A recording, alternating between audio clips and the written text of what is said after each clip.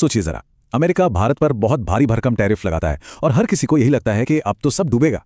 लेकिन फिर कुछ ऐसा होता है जिसकी किसी को दूर दूर तक कोई उम्मीद नहीं थी। भारतीय अर्थव्यवस्था ने सबको चौंका दिया। तो इस पूरे विश्लेषण में हम यही समझेंगे कि ये आर्थिक आश्चर्य आखिर हुआ कैसे। तो ये कहानी शुरू होती है एक नंबर से, एक ऐसा नंबर जो किसी भी अर्थव्यवस्था की नींव हिला सकता है, 50%। जी हां, 2025 में अमेरिका ने भारत पर यही टैरिफ लगाया था।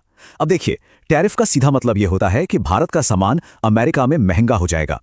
इससे क्या होगा? एक्सपोर्ट गिरेगा और अर्थव्यवस्था धीमी पड़ जाएगी।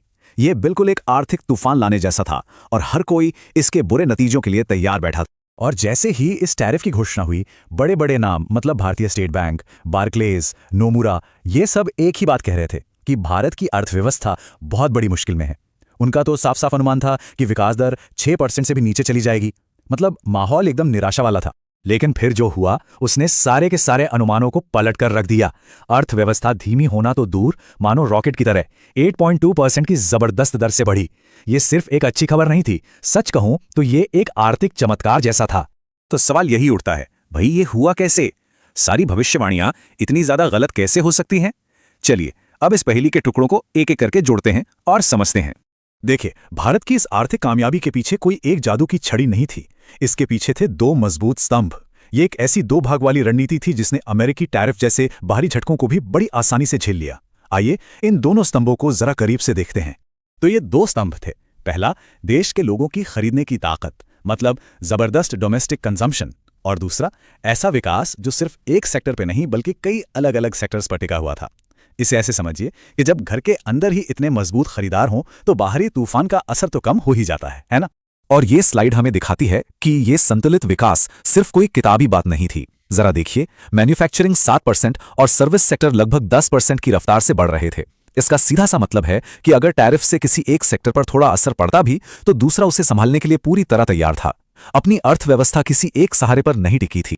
इस मजबूती का दूसरा राज था निवेश का शक्तिशाली इंजन, जिसे प्राइवेट सेक्टर और सरकार दोनों मिलकर रफ्तार दे रहे थे। ये आंकड़े साफ दिखाते हैं कि प्राइवेट सेक्टर का भरोसा बढ़ा हुआ था। उनका निवेश पिछले साल के 7.1% से बढ़कर 7.8% होने का अनुमान था। और प्राइवेट निवेश तभी बढ़ता है जब भविष्य में ग्रोथ की पक्की उम्मीद हो। और पता है, इससे एक शानदार पॉजिटिव साइकिल बनता है। देखिए, निवेश से रोजगार बढ़ता है, रोजगार से लोगों की इनकम बढ़ती है, बढ़ी हुई इनकम से खपत और डिमांड बढ़ती है, और ये बढ़ी हुई डिमांड आगे और ज्यादा निवेश को खींच कर लाती है। तो घरेलू मांग और निवेश तो मजबूत थे ही। अब देखते हैं कि सरकार ने इस आग में घी डालने, मतलब कि पैसे के बहाव को और तेज करने के लिए क्या रणनीतिक कदम उठाए। फरवरी 2025 के बजट में एक बहुत बड़ा फैसला लिया गया। 12 लाख रुपए तक की सालाना कमाई पर कोई टैक्स नहीं। इसका सीधा मतलब था आम लोगों की जेब में ज्यादा पैसा और बाजार में ज्यादा खर्च। ये तो सीधा सीधा कंजम्पशन को एक जबरदस्त बूस्ट था। फिर आया सितंबर 2025 में जीएसटी 2.0 का बड़ा रिफॉर्म। जैसा कि इस टेबल में दिख रहा है, सरकार ने टैक्स सिस्टम को बेहद आसान बना दिया। 12% और 28% जैसे स्लैब्स को हटाकर सिर्फ दो मुख्य स्लैब्स रखे। अब इसका फायदा डबल हुआ। व्यापारियों के लिए हिसाब किताब आसान हो गया और आम लोगों के लिए कई चीजें सस्ती हो गई, जिससे खरीदारी को और भी जोरदार बढ़ावा मिला। इस पूरी पहेली का आखिरी और शायद सबसे महत्वपूर्ण टुकड़ा था भारतीय रिजर्व बैंक यानी आरबीआई द्वारा लागू की गई मॉनेटरी पॉलिसीज। अच्छा, इससे पहले कि हम देखें कि आरबीआई ने क्या किया, यह समझना जरूरी है कि रेपो रेट क्या होता है। ये वो दर है जिस पर आरबीआई दूसरे बैंकों को कर्ज देता है। ये दर जितनी कम होगी, बैंकों के लिए कर्ज लेना उतना ही सस्ता हो जाएगा। इस स्लाइड पर एक नजर डालें तो साफ पता चलता है कि आरबीआई ने साल भर लगातार एक्शन लिया।